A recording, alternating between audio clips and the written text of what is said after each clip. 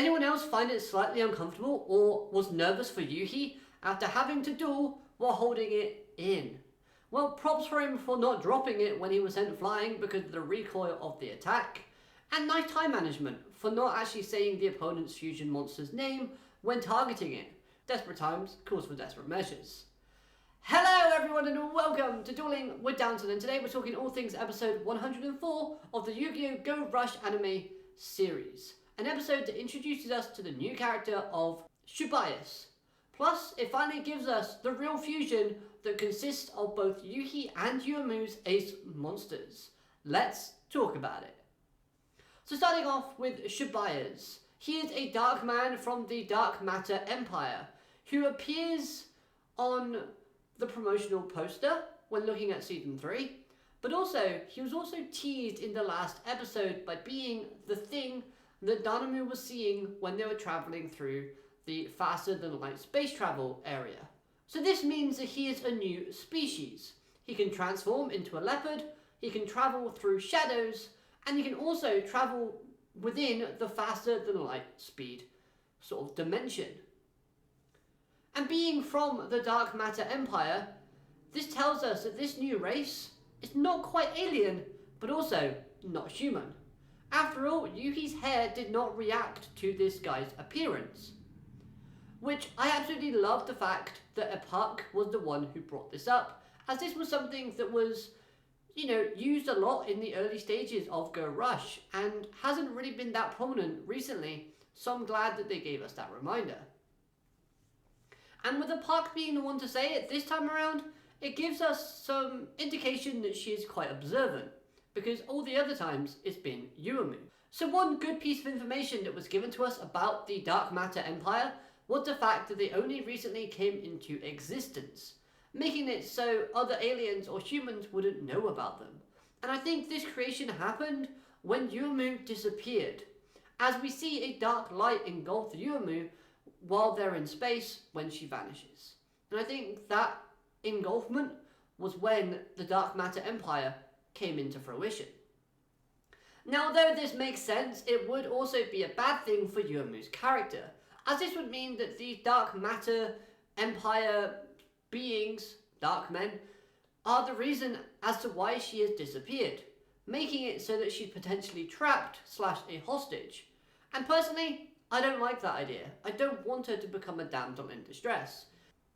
Returning to Sabaya's character, I liked his dark sadistic humour of getting pleasure out of seeing our crew suffer, like how he said he couldn't wait to see them eat again, knowing how the crew don't want to eat any more curry bread. Plus, the only reason why he accepted the duel was to see Yuhi twist and turn even more.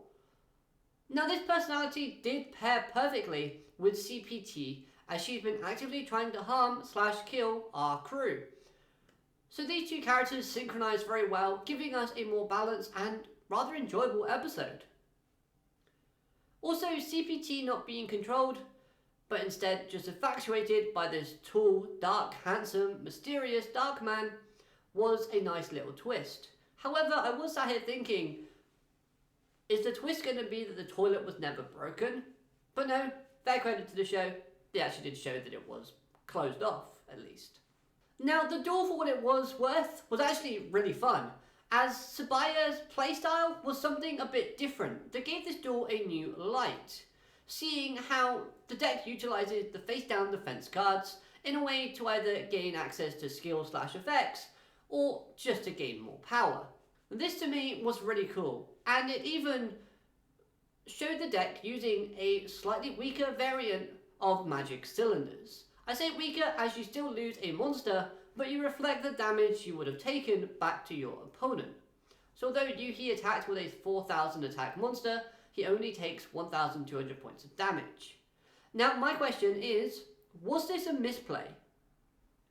As the two set cards were Dark Matter Cavalier, as both these monsters have 1400 defense points. So with Yuhi's Bluetooth attacking with 4000 plus piercing, had Shubaya twisted? Had Shubaya's switched the targets to his other face-down monster, Yuhi would have taken 2600 points of damage instead, leaving him with less life points, making it so that the next turn, Shibuya's would have won with that attack. But I'm guessing you could say that this character wanted the duel to go on longer, as the longer the duel went on, the more pleasure this character got from it, as he would see Yuhi in more and more agony. Which in turn makes this loss seem a little bit less impactful, which is kind of a good thing, as this character's main objective wasn't to win, and this character is an antagonist moving forward, so we're led to presume. Apart from the fusion monster that this character used, I thought all of his monsters actually looked pretty cool and had that edgy feeling that made me actually want to see the archetype again, which is always a positive.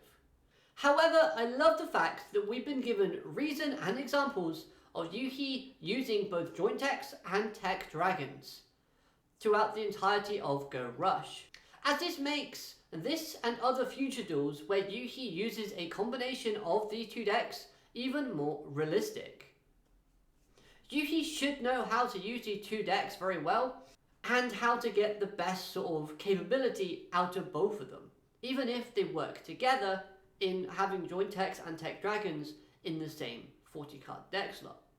Which ultimately in this episode he does manage to pull off, because he manages to fuse together his ace monster joint tech Rex with Youmuu's ace Bluetooth Burst Dragon. Now looking at the design, it could have been a bit better. Nevertheless though, I loved how the monster itself took the effects from both fusion materials and upgraded them in a sense. As we've got destroying of set cards, which combines elements from Joint Tech Rex, but again, it's just a better effect. And then we have the increase and decrease of attack point value, which lends itself from Bluetooth Burst Dragon, but again, it's just upgraded. So I love the fact that this card does it, because it just highlights both monsters' sort of strong points and makes them shine even brighter. Which, if you want a pun, expel the shadows.